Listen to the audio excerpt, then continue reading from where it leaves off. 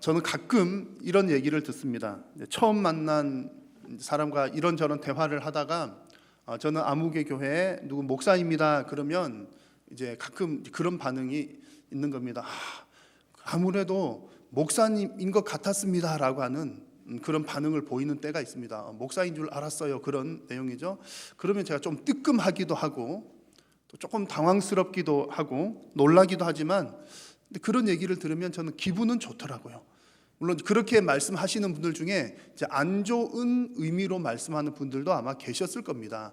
목사인 줄 알았어요. 그런 얘기가 뭐 안 좋게 해석을 하면 말하는 것이 설교하는 투 같으네요. 뭐 가르치려고 하는 느낌, 뉘앙스가 있네요. 라든지 아니면 졸리는 설교처럼 들리네요. 라든지 이제 그런 의도로 혹시 말을 한 사람이 있었을지도 모르겠지만 만약 그렇다 하더라도 저 입장에서는 목사가 목사처럼 보인다는 것이 참 다행이다 싶은 생각이 들었습니다.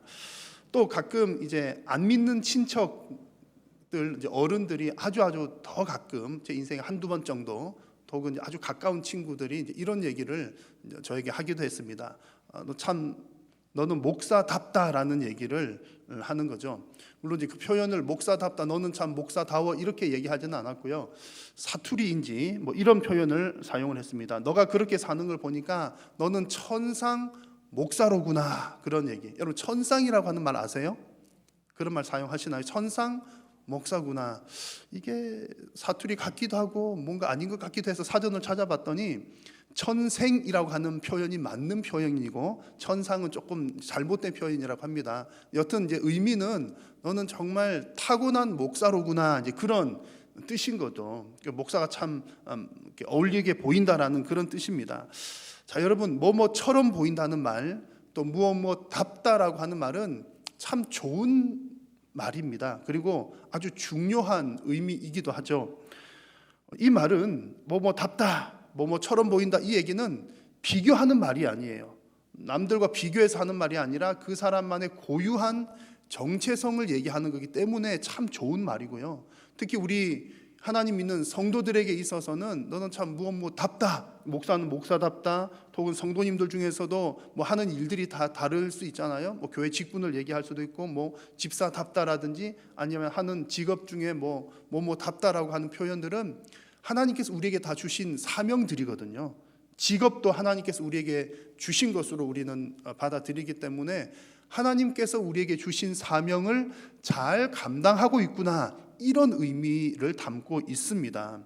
그래서 우리가 나답게 살아가는 것은 사실은 남들하고 비교할 필요도 없는 것이고 비교하지 않는 내용이고요. 또 하나님께서 주신 자신의 모양대로 살아가는 것이 무엇답게 살아가는 것입니다.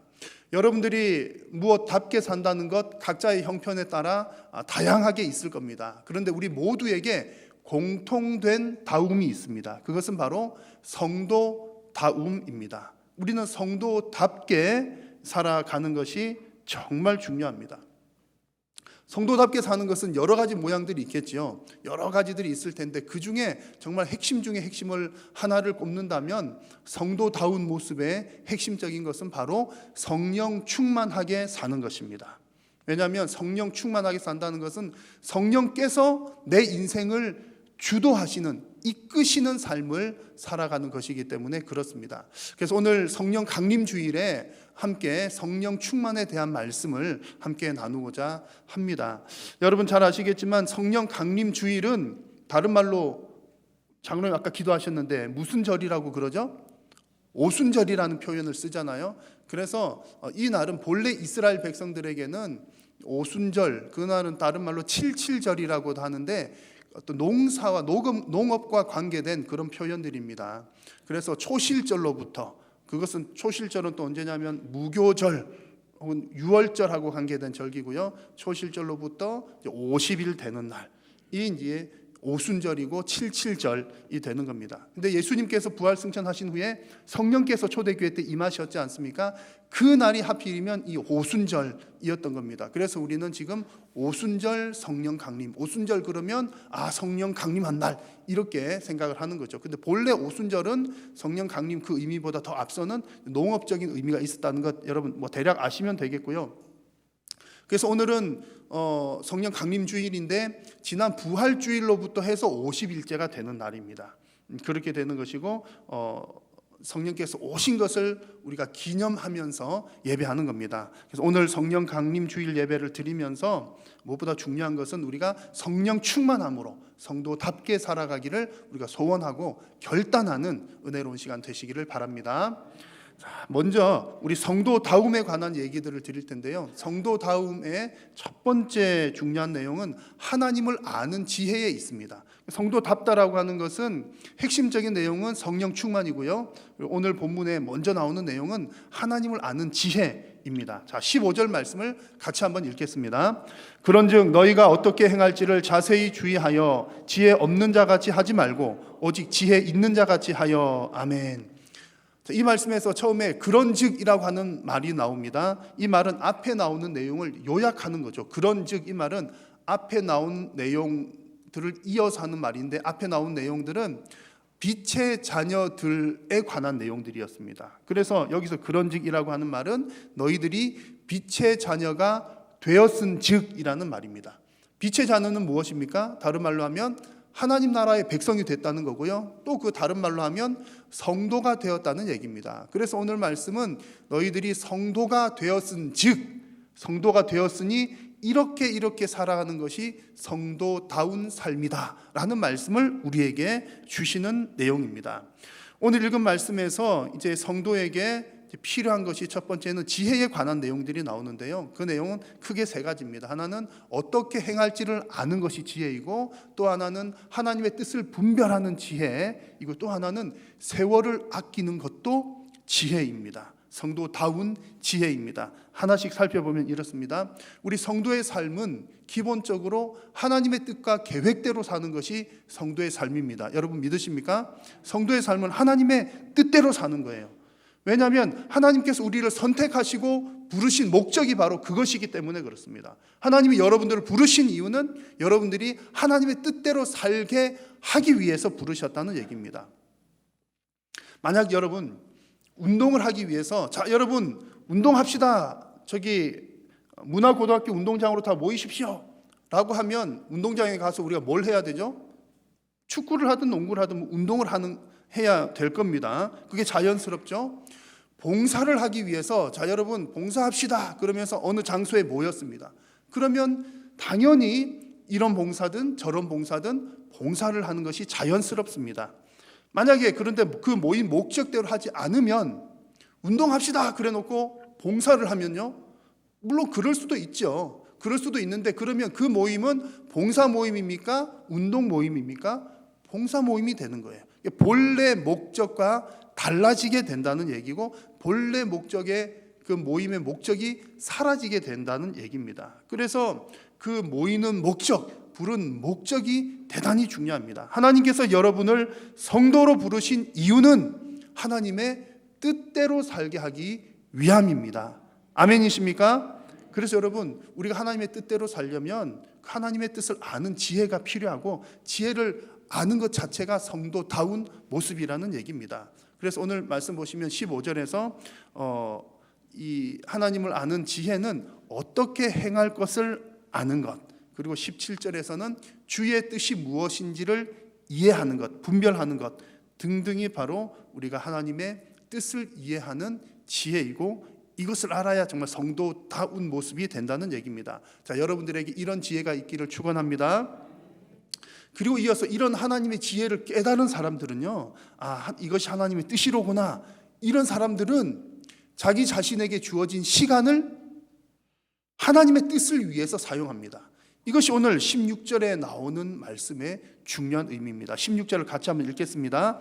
세월을 아끼라 때가 악하니라. 아멘. 이 짧은 구절은 무척 유명해서 여러분들이 잘 아시는 내용인데, 언뜻 봐가지고는 정확한 의미를 그냥 시간들 아껴서 그냥 이렇게 열심히 살라나 보다 이렇게 들릴 수도 있습니다만 더 중요한 의미가 있습니다. 지금 보십시오. 15절과 17절에서 하나님을 아는 지혜, 하나님의 뜻을 아는 것 등의 내용이 나왔습니다. 하나님의 뜻을 아는 것과 세월을 아끼는 것, 여러분 무슨 관계가 없는 것처럼 보이지만 관계가 있으니까 같이 지금 나와 있는 거예요.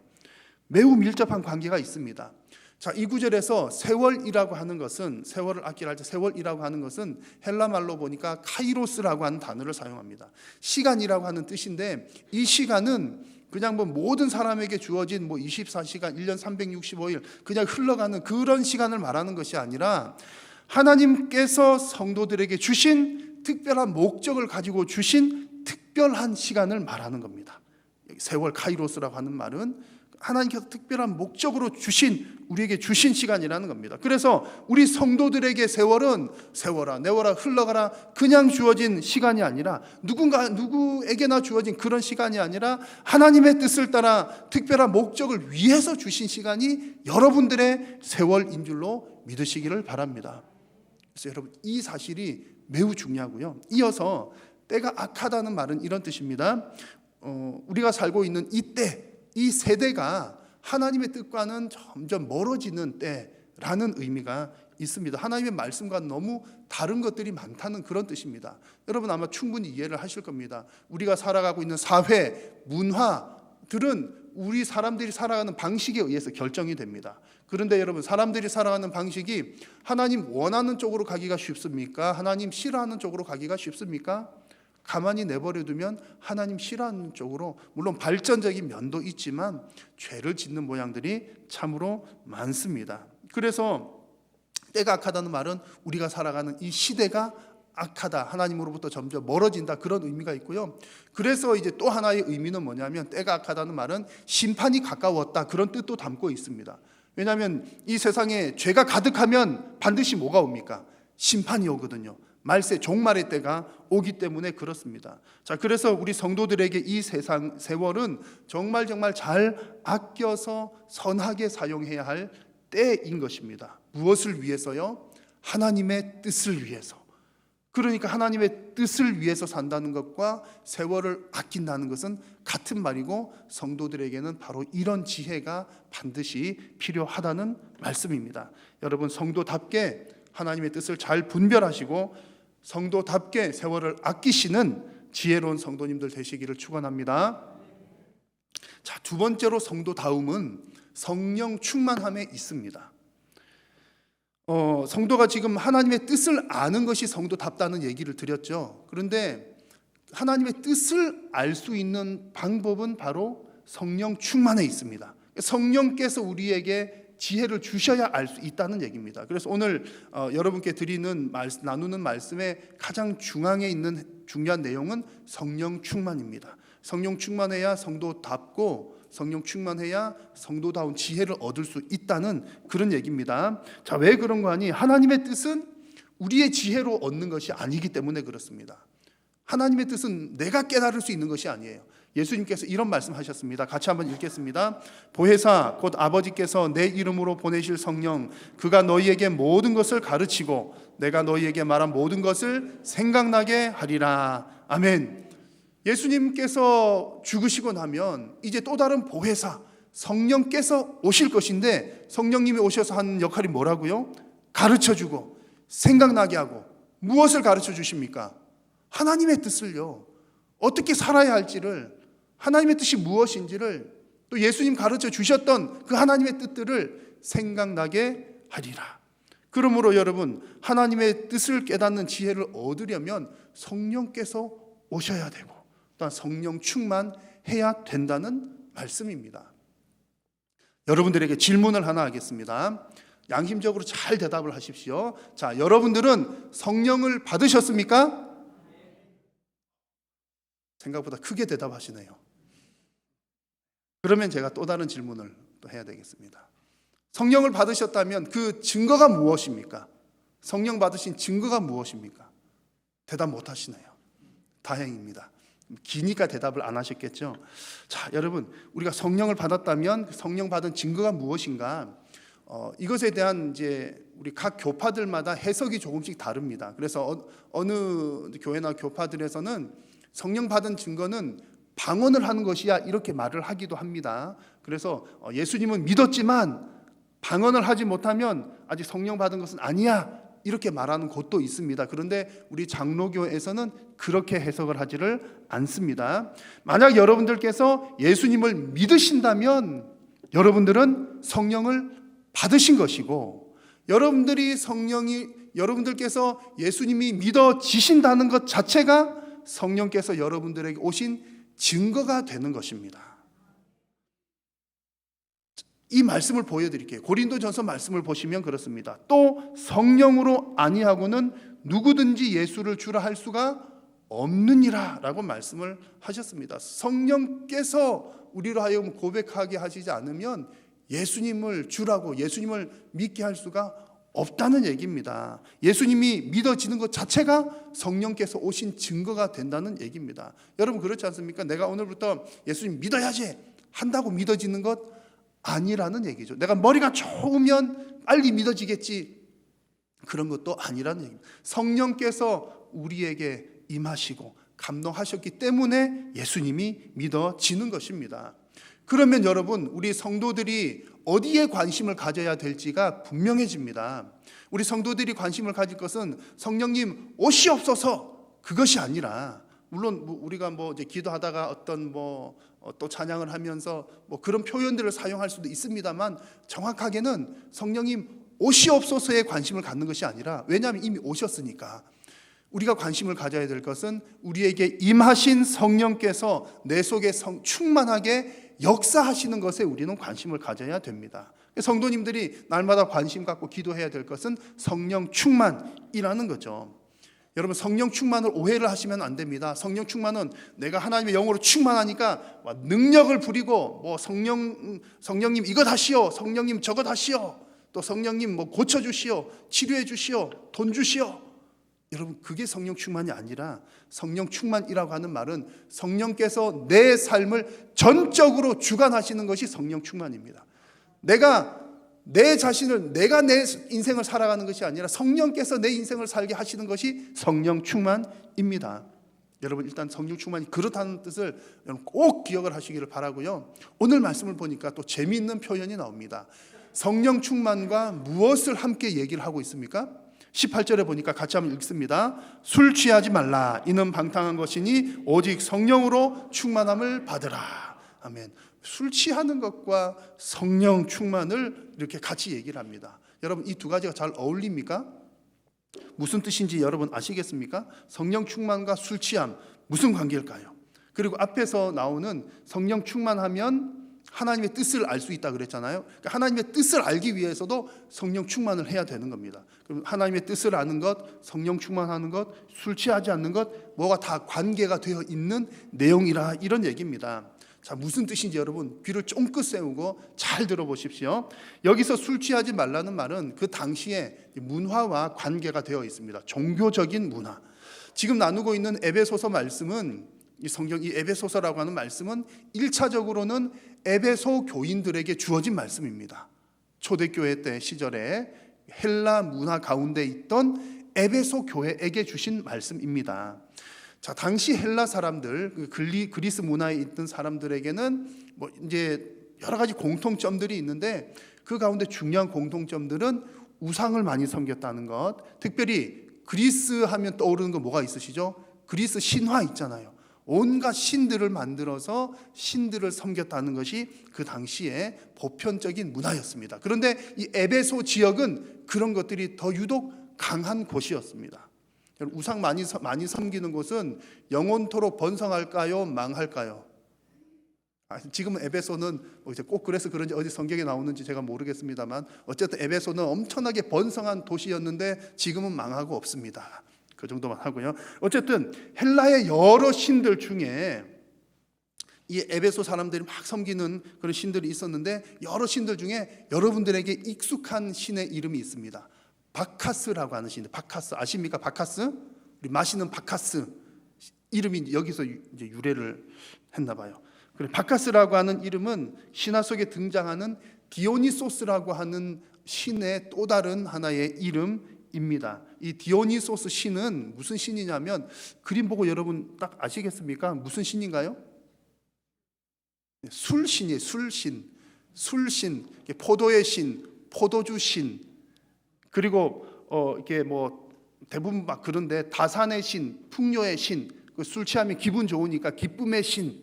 술 취하면 다 방탕하게 되잖아요. 그러니까 광란의 신, 이 디오니소스 신입니다.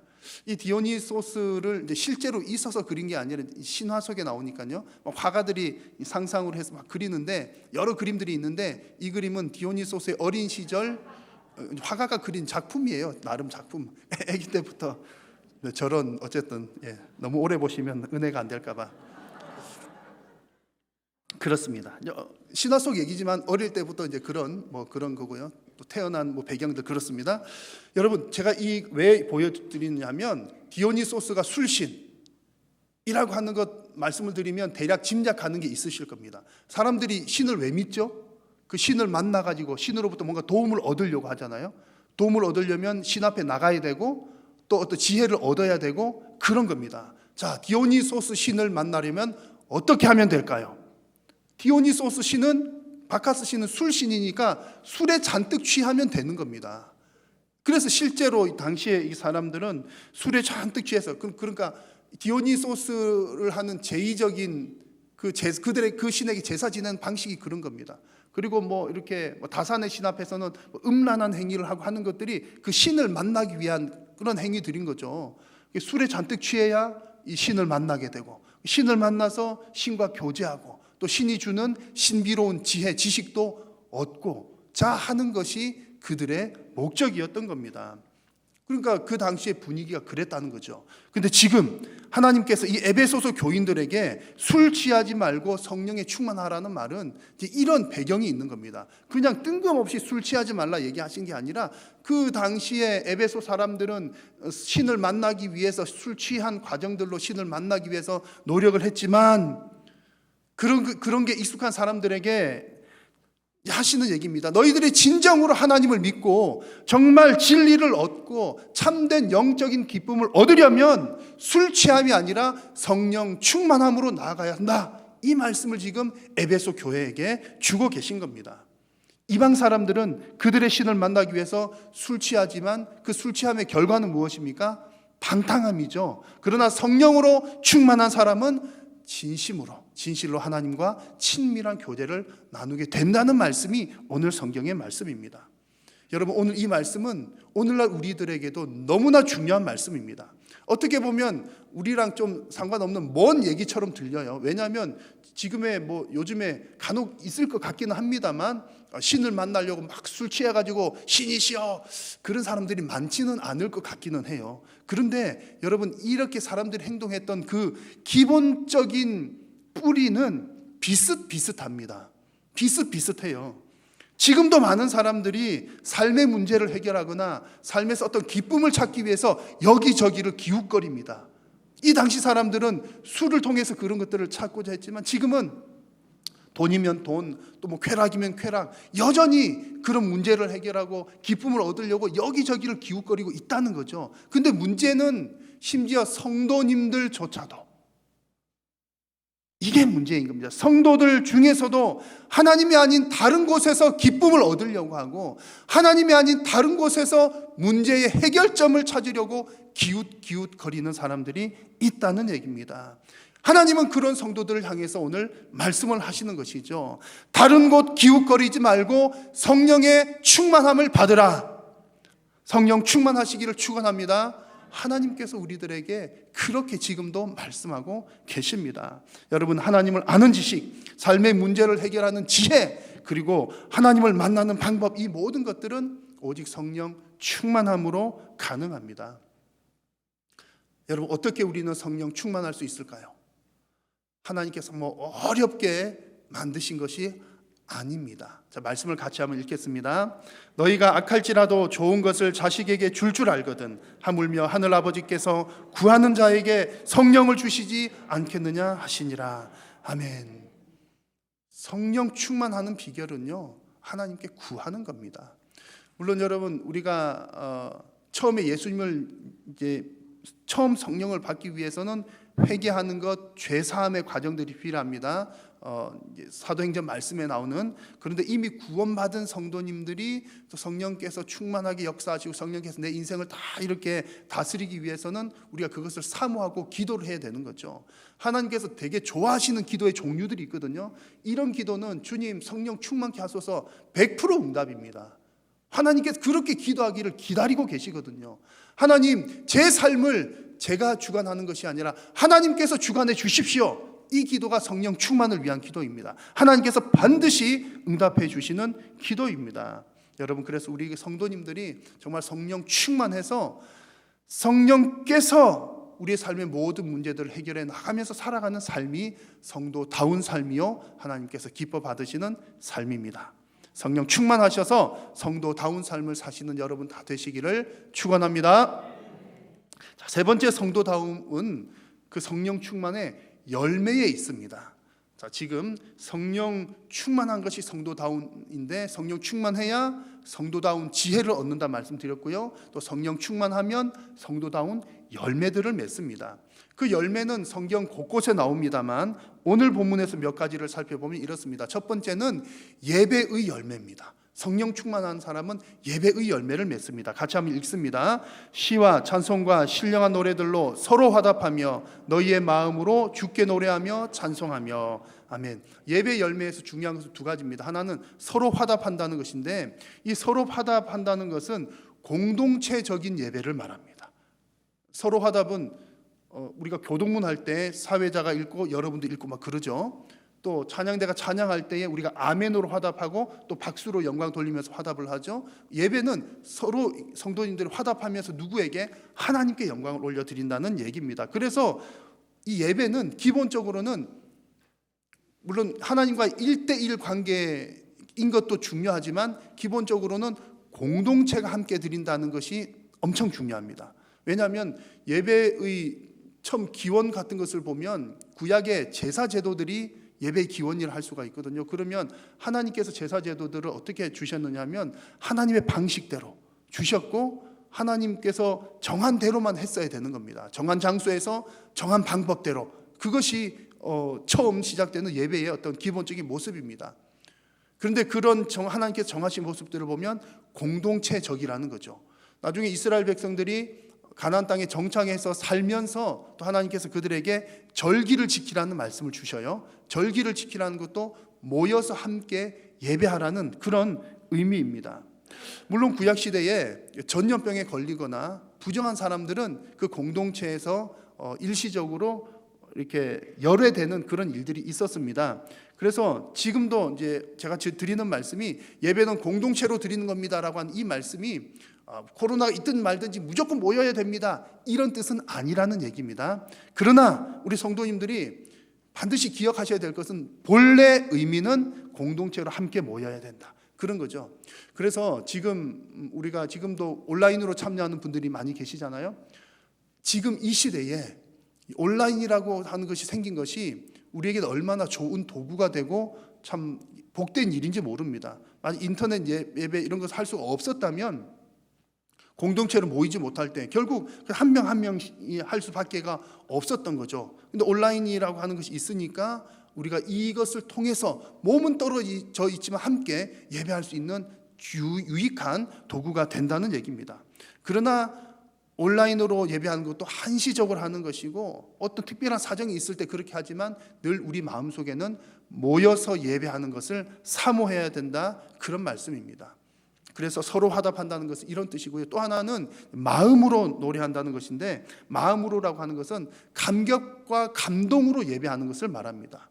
자, 여러분 우리가 예배하는 것이 결코 우리의 감정적으로 되어서는 안 됩니다. 여러분 그런 분들이 안 계시겠지만 제가 가상적으로 말씀을 드리면 어떤 성도님은 와가지고 어떤 날은 감동이 넘쳐가지고 할렐루야 그러면서 은혜가 충만한 날이 있습니다. 그런데 그날에 저분 오늘 왜 저렇게 은혜를 받으시지?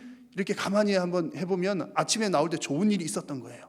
아니면 월급을 보너스를 더 받았거나 아침 맛있는 걸 잡수고 오셨거나 기분이 좋으니까 할렐루야 예배도 은혜가 넘칩니다. 근데 어느 날은 보면 이제 우리가 은혜롭게 찬양하는데 인상이 그냥 거의 죽을 상인 거예요. 막 괴롭게 막 하는데 알고 봤더니 아침에 이제 부부 싸움을 하고 밥도 못 얻어 잡수고 나오신 거예요. 그러니까 기분이 안 좋으니까 예배도 은혜가 안 되고 가상의 얘기입니다. 우리 그런 분 안 계실 텐데 예배가 그렇게 되어서는 안 된다는 얘기죠. 예배는 내 감정에 따라 왔다 갔다 하는 것은 아닙니다만 그러나 예배를 아무 감동 없이 드리는 것은 더 큰 문제라는 얘기입니다. 하나님을 만나러 왔는데 아무 감동과 감격이 없이 그냥 그런가 보다 하다가 뭐 이렇게 있다가 가서는 곤란하다는 얘기입니다. 그래서 성령 충만한 자는 성령께서 우리의 모든 것을 주관하시니까 하나님께 예배할 때 감동으로, 감격으로 예배하는 열매가 맺힌다는 얘기입니다. 이게 성령 충만의 열매고요. 두 번째는 성령 충만한 사람은 일상에서도 열매를 맺는데 감사의 열매를, 특별히 범사에 감사하는 열매를 맺습니다. 여러분, 범사에 감사하는 게 쉽습니까? 어렵습니까? 무척 어렵죠. 그래서 우리 성도들이 범사에 감사하려고 안 좋은 일이 있는데도 나는 감사에 좋아 그러면 우리 성경 말씀을, 범사에 감사라는 말씀을 모르는 사람들이 봤을 때는 우리를 이상한 사람으로 봅니다. 이상한 사람으로 보는 게 정상이죠. 그러나 우리 성도들에게는 범사에 감사하는 것이 정상입니다. 왜냐하면 하나님께서 그렇게 말씀하셨고 또 우리가 성령 충만하면 성령께서 감사하게 하시기 때문에 그렇습니다. 여러분, 이 세상의 모든 사람들에게서 감사가 사라진다 할지라도 성령 충만한 성도에게는 감사가 넘쳐나게 될 줄로 믿습니다. 이것이 성도다운 모습이고 성령 충만의 열매입니다. 마지막 성령 충만의 열매는요, 관계의 열매입니다. 그리스도를 경외함으로 피차 서로 복종하는 그런 관계를 맺을 수 있는 것이 누구에게? 성령 충만한 사람에게 나타나는 열매라는 겁니다. 여러분, 피차 복종하는 게 쉽습니까? 어렵습니까? 어렵지요. 또 내가 싫어하는 사람에게 복종한다, 저 사람을 섬긴다, 더더욱 어렵습니다. 그러나 내가 내 인생을 주관하는 것이 아니라 성령께서 내 인생을 주관하는 사람은 이런 일들이 가능하더라는 겁니다. 여러분, 성령께서 주관하시는 삶은 자기 자신의 권리를 내세우기보다 나보다 남을 더 낮게 여기면서 복종을 합니다. 왜냐하면 이것이 예수님의 마음인 것을 성령께서 하시고 성령께서 그렇게 하기 때문에 그렇습니다. 그래서 여러분의 인생에 성령 충만함으로 성도다운 열매를 풍성하게 맺어 나가시기를 축원합니다. 자, 이제 마지막 말씀을 맺으면서 마지막으로 한 번 더 여러분에게 묻겠습니다. 여러분은 성령 받으셨습니까? 아멘입니다. 자, 그런데 여러분에게 임하신 그 성령님은 결코 여러분을 떠나지 않으십니다. 아멘이십니까? 오늘 우리 장로님 기도하셨지만 성령께서 우리에게 오신 성령께서는 결코 우리를 내버려 두지 않으시고 떠나가지 않으십니다. 그런데 문제는 어디에 있냐면 성령께서 떠나가시지는 않지만 성령께서 근심하실 수는 있습니다. 성령께서 우리 속에 계시지만 내가 막 말씀대로 안 살고 기도도 하지 않고 막 내 마음대로 하고 뭐 하나님 앞에 나가는 게 아니라 여기 기웃 저기 기웃하고 그러면 우리 속에 계신 성령께서 근심하십니다. 근심하시면은 우리의 삶을 전적으로 주관하지를 않으셔요. 그렇게 되면 우리는 예수님을 믿노라 하면서도 내 마음대로 살아가는 일이 생겨날 수가 있게 되는 겁니다. 그런 삶은 성령 충만한 삶이 아니라 나 충만한 삶이 되는 겁니다. 성도들도 얼마든지 성령 충만이 아니라 나 충만할 수 있다는 사실을 여러분 꼭 기억하셔야 됩니다. 그래서 성도다운 삶은 성령께서 주도하시는 성령 충만한 삶인 줄로 여러분 꼭 기억하시면서 이 성령 충만을 사모하시고 성령 충만을 위해서 기도하시면서 날마다 성령 충만함으로 성도다운 인생 살아가시기를 축원합니다. 기도하겠습니다. 살아계신 하나님, 은혜를 감사합니다. 오늘도 저희들을 부르셔서 영광 받아주시고 또한 말씀하여 주시니 감사합니다. 사랑하는 모든 성도님들이 성령 충만케 하여 주옵소서. 이번 한 주간도 우리의 가정과 또 생업 위에 살아갈 때에 성령께서 주권적으로 이끄는 삶이 되셔서 모든 우리 인생들이 성령으로 이끌리는 삶, 승리하는 인생 되게 하여 주옵소서. 예수님의 이름으로 기도드립니다. 아멘.